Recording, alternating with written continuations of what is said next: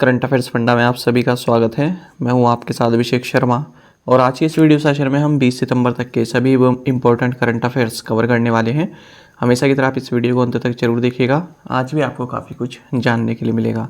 साथ ही गाइस, इस सेशन को शुरू करने से पहले आप सभी को बताना चाहूँगा, यदि आप हमारे daily current affairs PDF, weekly PDF और मंथली पीडीएफ चाहते हैं तो इस वीडियो के फर्स्ट कमेंट में या फिर डिस्क्रिप्शन में दिए गए लिंक पर क्लिक करके पा सकते हैं।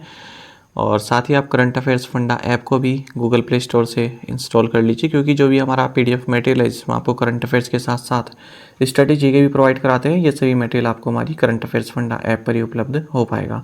हमारे पीडीएफ कोर्स संबंधित यदि आपका कोई भी डाउट है, कुछ भी आप पूछना चाहते हैं तो कमेंट बॉक्स में ज़रूर लिखिएगा। साथ ही आपको बता दें, हमने एक टेस्ट सीरीज़ लॉन्च की है जिसमें कि 12 टेस्ट हैं और हर एक टेस्ट में 40 क्वेश्चंस हैं। तो इसमें मार्च से लेकर सितंबर तक के हमने करंट अफेयर्स कवर किए हैं। जो भी हमको ऐसा लगा कि मोस्ट इंपॉर्टेंट करंट अफेयर्स हैं, आपके एग्ज़ाम में पूछे जाने की चांसेस हैं, वे उन करंट अफेयर्स बेस्ड ये टेस्ट बनाए गए हैं। और ये 6 महीने की वैलिडिटी इनकी रहेगी, यानी कि आगे आने वाले जो भी आपके बैंक्स एग्ज़ाम हैं उनके लिए ये टेस्ट सीरीज़ वैलिड रहेगी। तो यदि आप बाय करना चाहते हैं तो लिंक आपको इस वीडियो के डिस्क्रिप्शन में मिल जाएगा या फिर फर्स्ट कमेंट में मिल जाएगा।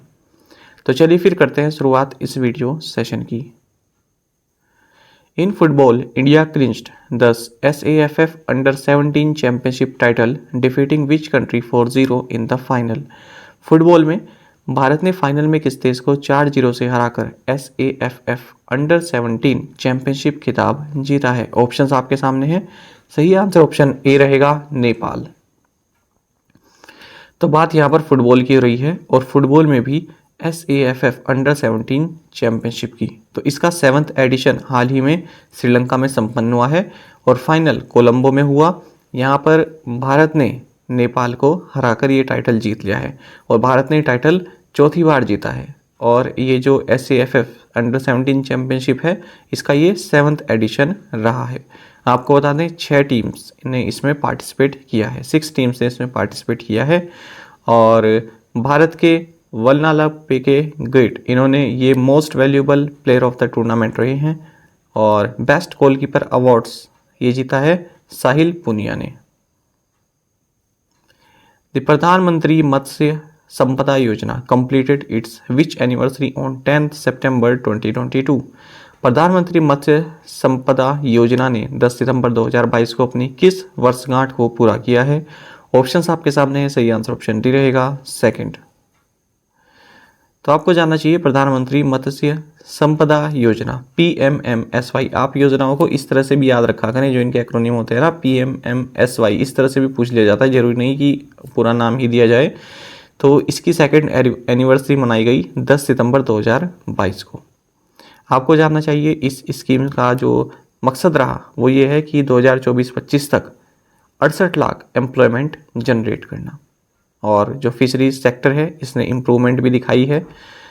14.3% का इम्प्रूवमेंट देखने के लिए मिला है जो भी फिशरीज सेक्टर है 2019-20 से 2021-22 तक के पीरियड में। और जो फिश प्रोडक्शन है वो भी अपने ऑल टाइम हाई पर पहुंच चुका है, 161.87 लाख टन्स। इतना फिश प्रोडक्शन हुआ 2021-22 के दौरान। इसी स्कीम के बारे में जानना चाहिए, प्रधानमंत्री मत्स्य संपदा योजना ये 10 सितंबर 2020 को लॉन्च की गई थी। इसका मकसद वही है कि ब्लू रिवॉल्यूशन को और उजागर करना और फिशरीज सेक्टर में कंट्रीब्यूट करना। और 2020 से 2025 तक के लिए ये स्कीम है। यूनियन बजट 2019-20 में इसको अनाउंस किया गया था। और इसमें भी 2 सेपरेट कंपोनेंट्स हैं, एक तो है सेंट्रल सेक्टर स्कीम, दूसरा है सेंट्रली स्पॉन्सर्ड स्कीम। इसका जो टोटल बजट है ये 20,050 करोड़ रुपए का है, जिसमें कि सेंट्रल शेयर 9,407 करोड़ के हैं, स्टेट शेयर 4,880 करोड़ रुपए और बेनिफिशरीज का कंट्रीब्यूशन 5,763 करोड़ रुपए का रहेगा। आपको जानना चाहिए जो फिश प्रोडक्शन है, तो ऐसी उम्मीद जताई जा रही है कि 2024-25 तक ये 22 मिलियन मैट्रिक टन्स तक पहुंच सकता है, जबकि 2018-19 में ये 13.75 मिलियन मैट्रिक टन्स रहा है। बाकी आप जानते हैं minister of fisheries animal husbandry ये पुरुषोत्तम रूपाला है। CB George has been appointed as the next Indian ambassador to which country? CB George को किस देश में अगले भारतीय राजदूत के रूप में नियुक्त किया गया? ऑप्शंस आपके सामने है। सही आंसर ऑप्शन ए रहेगा, जापान। तो देखिए सीनियर डिप्लोमेट है CB जॉर्ज, ये जापान में नेक्स्ट इंडियन एम्बेसडर चुने गए हैं और फिलहाल ये कुवैत में कार्यरत हैं, यानी कुवैत में भारत के एम्बेसडर हैं और ये संजय कुमार वर्मा को रिप्लेस करेंगे। बाकी आपको जानना चाहिए प्रकाश चंद, ये भी नेक्स्ट एम्बेसडर बनाए गए हैं एरिट्रिया में। और हाल ही में हमने ये देखा कि नागेश सिंह ये थाईलैंड में भारत के नेक्स्ट एम्बेसडर बनाए गए। नीता भूषण ये न्यूजीलैंड में भारत की नेक्स्ट हाई कमिश्नर बनाई गई। संजय कुमार वर्मा ये नेक्स्ट हाई कमिश्नर बनाए गए कनाडा में भारत के। और अमित कुमार ये नेक्स्ट एम्बेसडर बने हैं रिपब्लिक ऑफ कोरिया में। Karnataka Bank Limited has now become part of the Karnataka government's Integrated Financial Management System IFMS खजाने second. Name the banks MD and CEO। Karnataka bank limited अब कर्नाटक सरकार की एकीकृत वित्तीय प्रबंधन प्रणाली खजाने सेकंड का हिस्सा बन गया है। बैंक के MD और CEO का नाम बताएं। ऑप्शंस आपके सामने हैं, सही आंसर ऑप्शन डी रहेगा महाबलेश्वर MS। तो आपको जानना चाहिए कर्नाटक बैंक, अब जो कर्नाटक जो सरकार है उसका एक इंटीग्रेटेड फाइनेंशियल मैनेजमेंट सिस्टम है खजाने सेकंड, तो इसका एक हिस्सा बन गया है ताकि जो भी सेंट्रली स्पॉन्सर्ड स्कीम के लिए जो नोडल एजेंसी अकाउंट सिस्टम होता है उसको इम्प्लीमेंट किया जा सके। आपको बता दें गवर्नमेंट को जो एफर्ट हैं ताकि जो कैश बेनिफिट्स हैं वो टारगेटेड बेनिफिशरीज तक पहुंच सके, जैसे DBT वगैरह है, तो उसके लिए इस बैंक को अब जो है एजेंसी पार्टनर की तरह यूज़ किया जाएगा कर्नाटक बैंक को सरकार द्वारा, कर्नाटक की सरकार द्वारा। बाकी आपको जानना चाहिए कर्नाटक बैंक के बारे में। MD एंड CEO इसकी बैंक के महाबलेश्वर MS हैं। हेडक्वार्टर्स मंगलोर कर्नाटक में है। टैगलाइन है your family bank across India. Insurance Ombudsman disposed of how many complaints against insurance firms across the country during 2020-21 compared to 30,596 in 2020-21। फिर से मैं पढ़ना चाहूँगा यहाँ पर जो है ना, देखिए insurance ombudsman disposed of how many complaints against insurance firms across the country during 2021-22 compared with 30,596 in 2020-21। तो यहाँ पर जो ये दो बार लिखा है ना 2021-21, ये 2021-22 है। बीमा लोकपाल ने वर्ष 2020-21 में 30,596 की तुलना में वर्ष 2021-22 के दौरान देश भर में बीमा फर्मों के खिलाफ कितनी शिकायतों का निपटारा किया है। ऑप्शन आपके सामने है, सही आंसर ऑप्शन बी है 40,527। तो देखिए जो इनको बोलते हैं alternative mode of resolving disputes, जो ये ओम्बुड्समैन वगैरह होते हैं ना, इनको अल्टरनेटिव मोड बोलते हैं। तो इसमें बताया गया है कि 2021-22 में 32% मोर कंप्लेंट्स यहाँ पर डिस्पोज की गई हैं इनके द्वारा। इंश्योरेंस ओम्बुड्समैन ने 40,527 कंप्लेंट्स इंश्योरेंस सेक्टर में डिस्पोज की हैं। कंपेयर करेंगे हम 2020-21 से, जहाँ पर 30,596 कंप्लेंट्स डिस्पोज की थी। ओम्बुड्समैन की अगर हम बात करें, आप सभी जानते हैं कि फाइनेंस मिनिस्ट्री द्वारा 2017 में इसके लिए रूल्स फ्रेम किए गए थे। ओम्बुड्समैन कोई भी फीस चार्ज नहीं करता है। और इंश्योरेंस ओम्बुड्समैन की बात करें तो पूरे भारत भर में 17 अलग अलग लोकेशंस पर इसके ऑफिस मौजूद हैं। और आपको बता दें कि 3 महीने के अंदर अंदर ओम्बुड्समैन को अपना जो भी फैसला है वो पास करना होता है। और जो अमाउंट ऑफ कंपनसेशन है जो आप इंश्योरेंस ओम्बुड्समैन से जो आप चाह रहे हैं वो 30 लाख रुपए से ज़्यादा का होना नहीं चाहिए। और एक बार जब अपना फैसला सुना देता है इंश्योरेंस ओम्बुड्समैन, उसके बाद मतलब जो भी इंश्योरेंस कंपनी है उसको 30 दिन के अंदर अंदर उसका निपटारा करना होता है। Which insurer launch its health gain policy on policy Bazaar's online platform.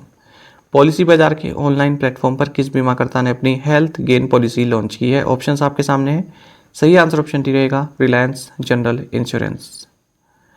तो रिलायंस जनरल इंश्योरेंस इसने one of its flexible and popular product जिसका नाम है रिलायंस हेल्थ गेन पॉलिसी, इसको लॉन्च किया है पॉलिसी बाजार के ऑनलाइन प्लेटफॉर्म पर। तो इसके तहत जो भी कस्टमर्स हैं वो अपनी हेल्थ पॉलिसी को अपनी तरह से पर्सनलाइज कर सकते हैं, कस्टमाइज कर सकते हैं अपनी रिक्वायरमेंट के हिसाब से। बाकी आपको जानना चाहिए रिलायंस जनरल इंश्योरेंस के CEO राकेश जैन हैं। अच्छा, इंश्योरेंस से संबंधित एक और करंट अफेयर मैं यहीं पर क्लब कर रहा हूँ, आपको जानना चाहिए।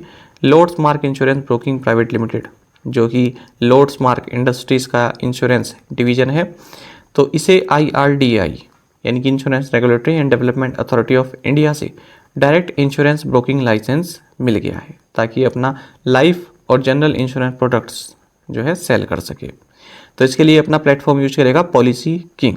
बाकी आपको जानना चाहिए सच्चिदानंद उपाध्याय ये loads mark industries private limited के फाउंडर हैं। The unified payments interface UPI has clogged how many crore transactions in August. Unified payments interface ने अगस्त में कितने करोड़ लेन देन पूर्ण किए हैं? ऑप्शंस आपके सामने है, सही आंसर ऑप्शन सी रहेगा 657 करोड़।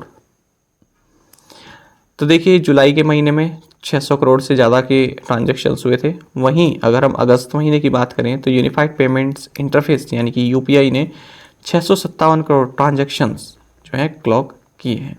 तो 5% मंथ ऑन मंथ ग्रोथ यहाँ पर देखने के लिए मिली है। और टोटल अगर हम मतलब वैल्यू की बात करें, जो ये ट्रांजैक्शन हुए 557 करोड़ ट्रांजैक्शन जो इनकी वैल्यू कितनी रही, तो ये रही 10.72 लाख करोड़ रुपीज़ की। बाकी आपको जानना चाहिए अगर हम national payments corporation of India के डेटा की बात करें तो इस साल अब तक जो टोटल ट्रांजैक्शंस हुए हैं वो 77.94 लाख करोड़ रुपए के हुए हैं।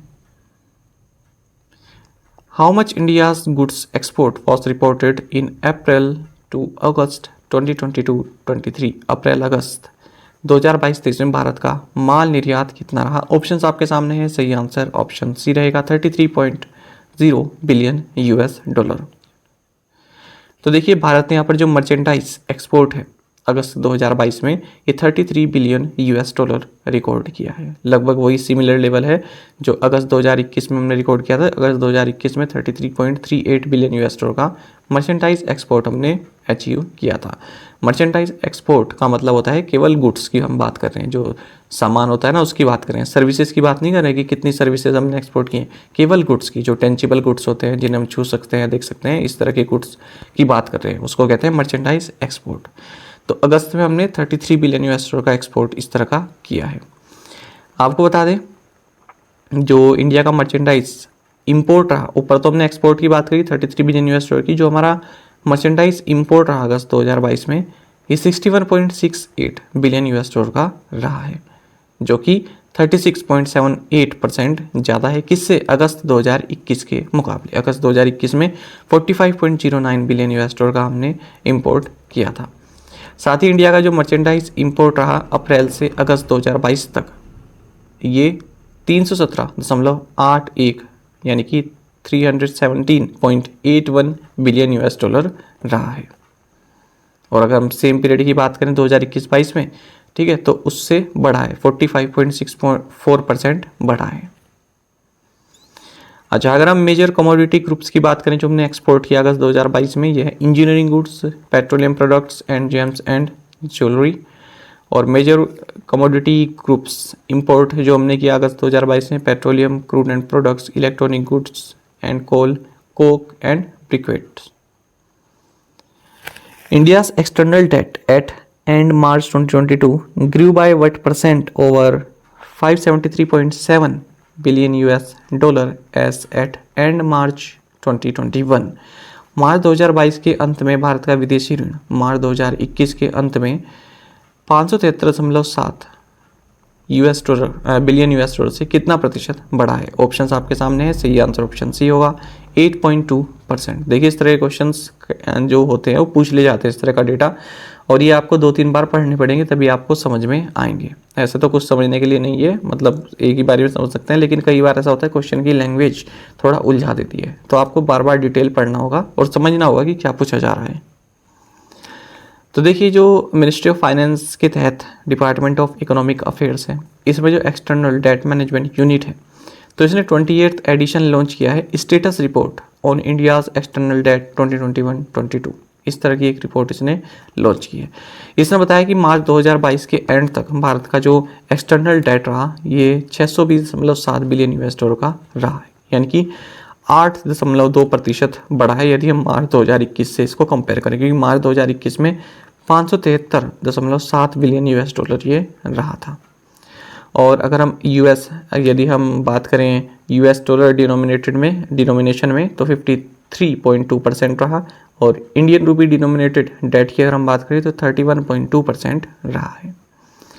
External debt as a ratio to GDP, इसमें गिरावट देखने को मिली है 19.9% की अगर हम मार्च 2022 के एंड तक की बात करें।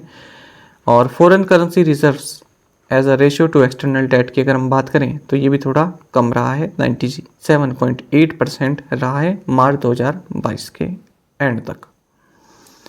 Commercial borrowings, NRIs deposits, short term trade credit and multilateral loans, ये सभी भारत का जो टोटल एक्सटर्नल डेट है उसमें 90% कंट्रीब्यूट करते हैं।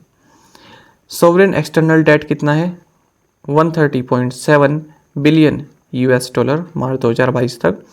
ठीक है, सॉवरेन एक्सटर्नल डेट मतलब जो गवर्नमेंट ऑफ इंडिया की जो लायबिलिटी है, जो गवर्नमेंट ऑफ इंडिया के ऊपर डेट है, चाहे वो डोमेस्टिक है चाहे वो इंटरनेशनल डेट है, उसको बोलते हैं sovereign external debt. Non sovereign external debt कितना है, 490.0 बिलियन यूएस डॉलर।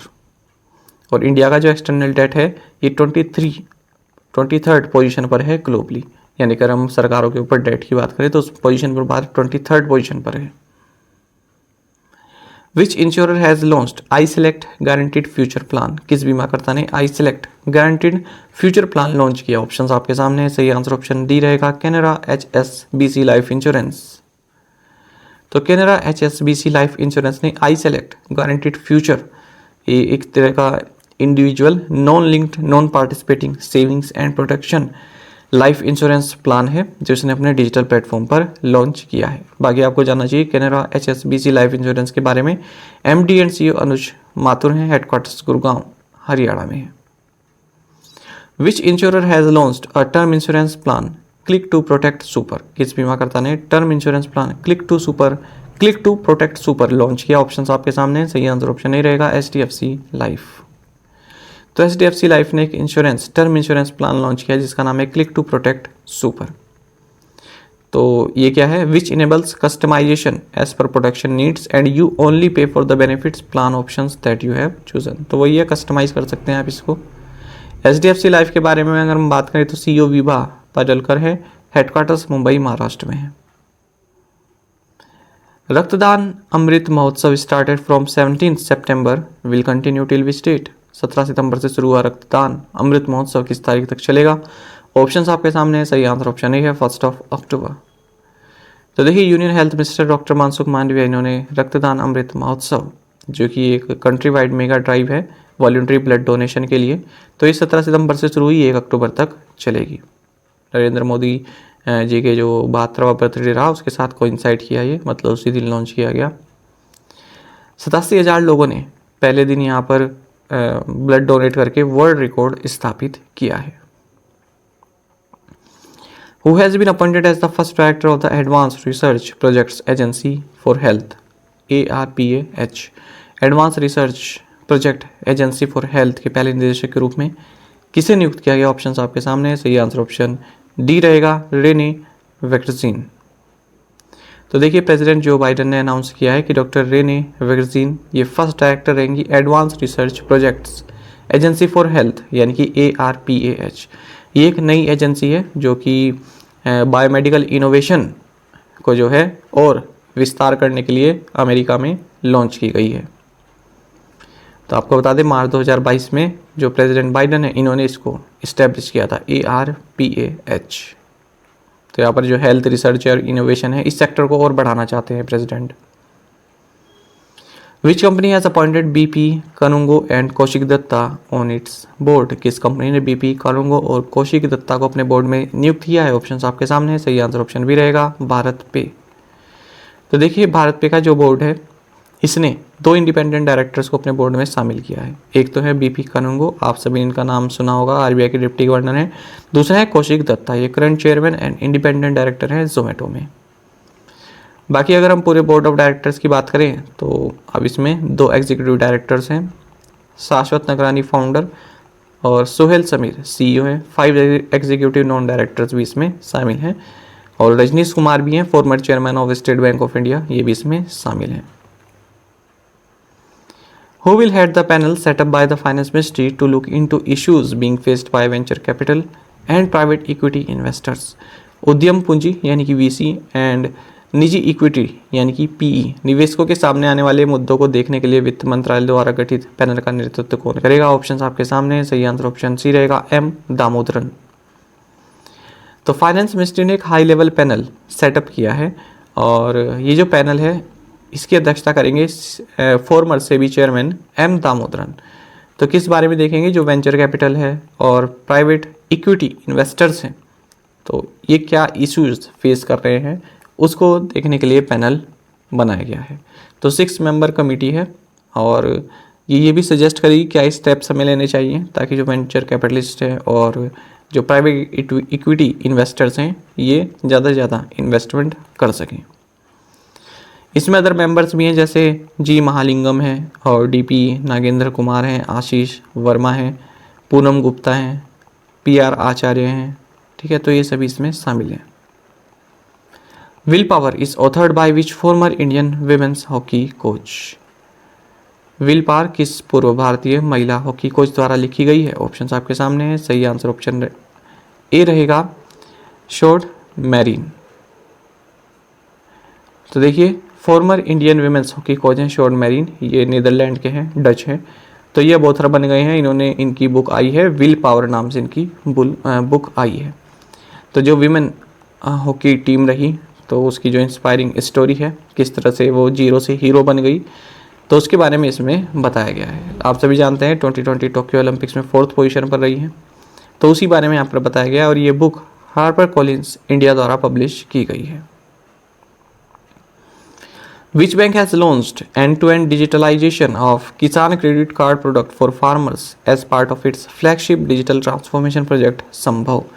किस बैंक ने अपने प्रमुख डिजिटल परिवर्तन परियोजना संभव के हिस्से के रूप में किसानों के लिए किसान क्रेडिट कार्ड उत्पाद का end to end digitalisation launch किया है? ऑप्शन आपके सामने है, सही आंसर ऑप्शन सी रहेगा, यूनियन बैंक ऑफ इंडिया। तो यूनियन बैंक ऑफ इंडिया ने end to end digitalisation of Kisan credit card product launch किया है फार्मर्स के लिए। और किसके तहत लॉन्च किया है? अपना जो इसका प्रोजेक्ट है संभव, इसके तहत। तो इसके तहत जो ये प्रोडक्ट है तो ये जो केसीसी लैंडिंग प्रोसेस है उसको और एफिशिएंट बनाना और फार्मर फ्रेंडली बनाना इसका मकसद रहेगा। तो जो भी फार्मर्स द्वारा चैलेंजेस फेस किए जाते हैं जैसे कि उन्हें इन पर्सन विजिट करना पड़ता है, बैंक ब्रांच में खुद से आना पड़ता है, लैंड ओनरशिप सबमिट करनी पड़ती है, अदर डॉक्यूमेंट सबमिट करना पड़ता है, ठीक है। तो ये सभी प्रोसेस डिजिटलाइज करने के लिए ये प्रोजेक्ट लॉन्च किया गया है संभव के तहत। बाकी आप जानते हैं यूनियन बैंक ऑफ इंडिया के बारे में, हेडक्वार्टर्स मुंबई है, टैगलाइन है good people to bank with और MD and CEO A Manimekhalai है। Which insurer has partnered with Skit.ai to launch a first of its kind AI powered digital voice agent? किस बीमाकर्ता ने अपनी तरह का पहला AI संचालित डिजिटल वॉइस एजेंट लॉन्च करने के लिए Skit.ai के साथ भागीदारी की है? ऑप्शंस आपके सामने है, सही आंसर ऑप्शन सी रहेगा, ICICI लोम्बार्ड जनरल इंश्योरेंस। तो काफ़ी सारे क्वेश्चंस इंश्योरेंस से संबंधित है। तो ICICI लोम्बार्ड ने Skit.ai के साथ पार्टनरशिप की है। Skit.ai ये एक AI based SaaS voice automation platform है। तो इसके साथ पार्टनरशिप करके AI part digital voice agent launch किया है ICICI लोम्बार्ड ने ताकि कस्टमर्स को असिस्ट किया जा सके। अगर वो चाहते हैं इंश्योरेंस क्लेम्स के बारे में जानना, हेल्थ या मोटर इंश्योरेंस पॉलिसीज़ के बारे में जानना, तो ये जो AI part digital voice agent है ये उनकी क्वेरी को रिप्लाई करेगा। तो Skit.ai का जो ऑग्यूमेंटेड वॉइस इंटेलिजेंस प्लेटफॉर्म है इसको इंटीग्रेट किया गया है ICICI लोम्बार्ड के CRM सिस्टम्स के साथ। बाकी आपको जानना चाहिए ICICI लोम्बार्ड के बारे में, CEO भार्गव दास गुप्ता है, हेडक्वार्टर्स मुंबई महाराष्ट्र में। Who has been awarded the 13th social entrepreneur of the year award India? 13वें social entrepreneur of the year award India से किसे सम्मानित किया गया? ऑप्शन आपके सामने है, सही आंसर ऑप्शन डी रहेगा, अनिकेत देवगर। तो अनिकेत देवगर ये हक दर्शक के जो हैं मतलब हक दर्शक से जुड़े हुए हैं। हक दर्शक क्या है? ये एक टेक प्लेटफॉर्म है जो कि सिटीजन्स को गवर्नमेंट वेलफेयर स्कीम से कनेक्ट करता है। तो इनको Jubilant Bhartia foundation and Schwab foundation for social entrepreneurship के द्वारा 13वां social entrepreneur of the year award India दिया गया है। Fitch cut India's gross domestic product growth forecast for 2020-23 to what percent from the earlier 7.8%? Fitch ने 2022-23 के लिए भारत के सकल घरेलू उत्पाद के विकास के अनुमान को पहले के 7.8% से घटाकर कितना प्रतिशत कर दिया? ऑप्शन आपके सामने है। सही आंसर ऑप्शन ए है 7%।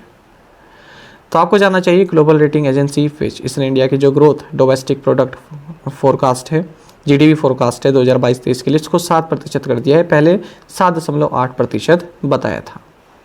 साथ ही एक्सपेक्ट कर रहा है कि 2023-24 में 6.7% रहने वाली है, पहले इसने 7.4% बताया था। और इसने ये भी कहा है कि वर्ल्ड जीडीपी ये 2022 में 2.4% से ग्रो करेगी और 2023 में 1.7% से। The cabinet approve the inclusion of Narikoravan community of which state under ST category. Cabinet ने किस राज्य के नारीकोरवन समुदाय को एसटी कैटेगरी में शामिल करने को मंजूरी दी है? ऑप्शन आपके सामने है। सही आंसर ऑप्शन सी है तमिलनाडु। तो देखिए यूनियन कैबिनेट ने यहाँ पर एक प्रपोजल क्लियर किया है जिसमें कई सारी जो ट्राइबल कम्युनिटीज़ हैं उनको शेड्यूल्ड ट्राइब्स कैटेगरी में लाने के लिए मंजूरी दी है। किन स्टेट्स में? छत्तीसगढ़, हिमाचल प्रदेश, कर्नाटक, तमिलनाडु एंड उत्तर प्रदेश। तो यहाँ पर कैबिनेट ने नारीकोरवन के साथ साथ कुरीविकरण, ये कम्युनिटीज़ जो है तमिलनाडु में हैं, तो इनको एसटी कैटेगरी में शामिल करने को मंजूरी दी है। तो इसके लिए जो कॉन्स्टिट्यूशन शेड्यूल्ड ट्राइब्स ऑर्डर 1950 है, तो इसमें अमेंड किया जाएगा पार्लियामेंट में एक बिल लाकर। इसी तरह से बेटा कुरुबा कम्युनिटी, ये कर्नाटक से, इसको भी एसटी का दर्जा दिया जाएगा। और गोंड्स उत्तर प्रदेश के, इनको भी एसटी की लिस्ट में लाया जाएगा। इस 5 सब कास्ट भी हैं उनके साथ साथ, और 12 कास्ट कम्युनिटीज़ ऑफ छत्तीसगढ़, इनको भी एसटी में लाया जाएगा। 12 कास्ट हैं अलग अलग उनको। साथ ही यूनियन कैबिनेट ने यहाँ पर ट्रांसगिरी रीजन, हिमाचल प्रदेश का है, हिमाचल प्रदेश के सिरमौर डिस्ट्रिक्ट में है ट्रांसगिरी रीजन, इसको भी ट्राइबल स्टेटस देने की मंजूरी दी है। साथ साथ हट्टे कम्युनिटी, इसको भी ट्राइबल स्टेटस देने की मंजूरी दी है। India's first forest university to come up in which state, Bharat का पहला वन विश्वविद्यालय किस राज्य में स्थापित होगा? ऑप्शंस आपके सामने हैं। सही आंसर ऑप्शन बी है तेलंगाना। तो देखिए जल्द ही भारत में फर्स्ट फॉरेस्ट यूनिवर्सिटी बनने वाली है। तेलंगाना लेजिस्लेटिव असेंबली ने यूनिवर्सिटी ऑफ फॉरेस्ट एक्ट 2022 को अप्रूव कर दिया है। तो यूनिवर्सिटी ऑफ फॉरेस्ट्री है, ये अपने आप में एक तरह की पहली यूनिवर्सिटी होगी हमारे देश में। आपको बता दें केवल चाइना और रशिया में ही फॉरेस्ट यूनिवर्सिटीज़ मौजूद हैं पूरे वर्ल्ड में, और भारत में ये यूनिवर्सिटी जब बनेगी फॉरेस्ट यूनिवर्सिटी, तो ये पूरे वर्ल्ड में 3rd फॉरेस्ट्री यूनिवर्सिटी होगी। तो गवर्नमेंट ऑफ तेलंगाना डिसाइड किया है जो forest college and research institute है FCRI हैदराबाद में, इसको एक फुल फ्लेज्ड यूनिवर्सिटी के रूप में एक्सपेंड किया जाए और इसी को ही इस तरह की पहली फॉरेस्ट यूनिवर्सिटी बनाया जाए हमारे देश की। तेलंगाना के बारे में आप जानते हैं, गवर्नर तमिलिसाई सौंदरराजन है, कैपिटल हैदराबाद है, चीफ मिनिस्टर के चंद्रशेखर राव है। प्रीवियस असाइनमेंट क्वेश्चंस के आंसर देखेंगे। Manasbal lake is in which state और UT? Answer is Jammu and Kashmir. The eastern economic forum was established in 2015 to encourage foreign investments in which country? Russia. Who won the gold medal in the Malaysian age group rapid chess championship at Kuala Lumpur? Answer is Anishka Bayani. What is the income limit for the economically weaker section quota as per the government order? 8 lakh rupees. India's foreign exchange reserve fell by 3.007 billion US dollar to 561.046 billion US dollar for the week ended August 26. Under Pradhan Mantri Awas Yojana Gramin, the Union Ministry of Rural Development has set itself a target of constructing how many houses by 2024? Answer is 2.95 crore. Which organization has topped amongst all ministries, departments for resolving public grievances in the ranking report published by Department of Administrative Reforms and Public Grievances for the month of August 2022? Answer is Unique Identification Authority of India. और आप में से कई students ने बिल्कुल सही answer दिया है, इसी तरह से पार्टिसिपेट करते रहे। आज के असाइनमेंट क्वेश्चन हम देखने वाले हैं। Which country's Aaron Finch announced one day international retirement, cricket की बात हो रही है। Who has replaced Thomas Tuchel as Chelsea's new manager? Which country currently holds the European Union presidency? whose birthday is celebrated as Social Justice Day on September 17th? Who is the author of the book titled Forging Metal? Nrupendra Rao and the Pennar Story. How many Grand Slam singles titles does outgoing tennis legend Roger Federer have to his name? Roger Federer से question पूछा जा सकता है, chances बहुत ज़्यादा हैं, इसलिए पूरा पढ़िएगा, मैंने आपको पूरी डिटेल में पढ़ाया है। Parivar Kalyan card scheme in which a unique 12 digit ID number for each family provided is related to which state. तो इन सातों क्वेश्चंस के आंसर कमेंट बॉक्स में जरूर दीजिएगा। यदि एक क्वेश्चन का आंसर भी आता है तो भी आप हमें कमेंट बॉक्स में बता सकते हैं। साथ ही करंट अफेयर्स फंडा को आप टेलीग्राम पर भी ज्वाइन कर सकते हैं। यहाँ पर रेगुलर वीडियो अपडेट्स और करंट क्विज हम आप सभी के लिए डालते रहते हैं। साथ ही डिस्कशन ग्रुप में आप किसी भी क्वेश्चन का सोल्यूशन पा सकते हैं। दोस्तों, यहाँ पर हमारे करंट अफेयर्स की प्लेलिस्ट दी गई है, इसको आप जरूर देखें, अपने दोस्तों के साथ फैलोज के साथ हमारे करंट अफेयर्स को शेयर जरूर करें। आज का सेशन आपको कैसा लगा कमेंट बॉक्स में जरूर बताइएगा। Thank you guys.